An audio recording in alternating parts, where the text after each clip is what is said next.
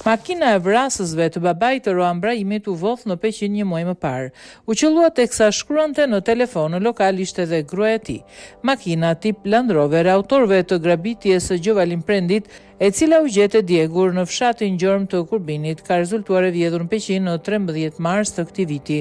Kjo dhënë po analizohet nga policia dhe prokuroria e Lezhës, e cila vion hetimet për të rënë në gjurmët e autorëve të vrasjes së 64 vjeçarit mbrëmjen e sejntes në Llan të Lezhës. Të paktën 3 persona dyshohet se kanë marrë pjesë në ekzekutim, 2 prej të cilëve kanë zbritur nga makina, kanë përshkruar rreth 20 metra rrugë në këmbë dhe kanë qelluar në drejtim të Gjovalim Prendit. Viktima në momentin që është ekzekutuar ka qenë në verandën e lokalit, duke shkruar në telefon, teksa në brendësi të bar kafes në pronësi të tij ndodheshin 5 persona të tjerë, mes tyre dhe bashkëshortja e 64 vjeçarit. Kjo e fundit, por edhe personat e tjerë dëshmitar në vendngjarje. Në deklarimet e para kanë treguar se nuk kanë mundur të shquejnë autorët dhe se në momentin e breshërisë janë shtrirë në tokë.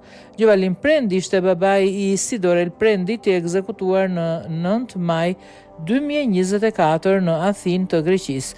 I njohur ndryshe edhe me emrin Roan Brahimi, Sidorel Prendi ka qenë dyshuar disa ngjarje të rënda kriminale. Pikërisht të ngjarje dhe shkuara e djalit të 64 vjeçarit janë pista më e fortë që hetuesit janë përqendruar për vrasjen e tenjtes në Llan.